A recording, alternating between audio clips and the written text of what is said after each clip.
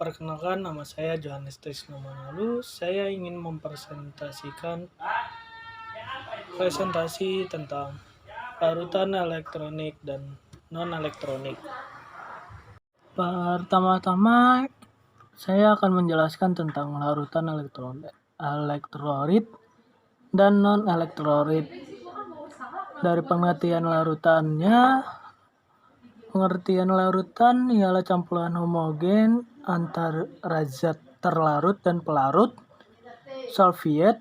Komponen utama dari zat terlarut ialah solid atau komponen kecil. Larutan elektrolit adalah larutan yang dapat mengantarkan aliran listrik. Larutan elektrolit dapat menghantarkan listrik karena di dalamnya mengandung ion-ion yang dapat bergerak bebas. Larutan elektrolit dibagi 3, yaitu elektrolit kuat, elektrolit lemah, dan non-elektrolit. Pengertian elektrolit kuat, lemah, dan non-elektrolit. Elektrolit kuat adalah senyawa yang seluruhnya atau hampir seluruhnya yang di dalam air terurai menjadi ion-ion sehingga memiliki daya hantar listrik yang baik. Contohnya yaitu HCl, HCl3, dan lain-lain. Elektrolit lemah, senyawa yang di dalam air hanya sebagian kecil terurai menjadi ion. Contohnya CH3COH, HCN, dan lain-lain. Larutan non-elektrolit adalah larutan yang tidak dapat mengantarkan arus listrik. Mengapa elektrolit tidak dapat mengantarkan listrik? Karena zat non-elektrolit dalam larutan tidak terurai menjadi ion-ion tetapi tetap berupa molekul. Teori penentu larutan elektrolit. Teori ini diambil dari ionisasi. Zat-zat elektrolit jika diuraikan dalam air akan terurai menjadi ion positif, kation, dan ion negatif, anion. Menurut Hermenius, larutan elektrolit dapat mengantarkan arus listrik karena mengandung ion-ion yang bergerak bebas. Elektrolit kuat mengantarkan arus listrik, lampu dapat menyala, terang, dan terdapat gelembung gas.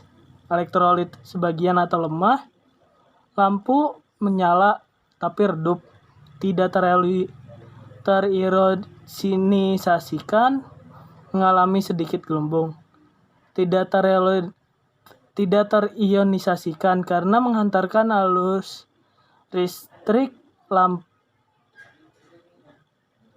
listrik tidak menyala, dan tidak terdapat gelembung gas. Derajat ionisasi. Pengertian dari derajat ionisasi adalah suatu perbandingan antara jumlah zat molekul zat yang terionisasikan dengan jumlah zat pada keadaan mula-mula.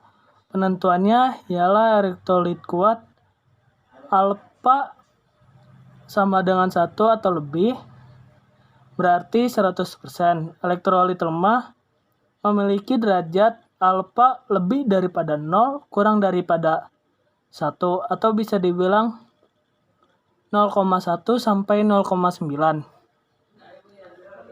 Non-elektrolit tidak memiliki derajat ionisasi atau alfa sama dengan 0. Hubungan keelektrolitan dengan ikatan kimia. Senyawa ionik tersusun dari ion-ion sekalipun dalam bentuk padat ataupun kering. Senyawa-senyawa ionik dalam keadaan padat tidak dapat menghantar arus listrik karena ion-ion tersebut terikat dengan kuat. Namun apabila senyawa ionik dilarutkan dalam pelarut polar, misalnya air, maka senyawa ionik adalah suatu elektrolit.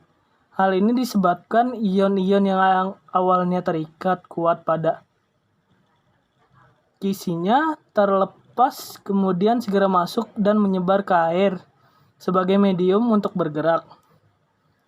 Hubungan keelektrolitan dengan ikatan kimia, yaitu melalui ikatan kovalen polar.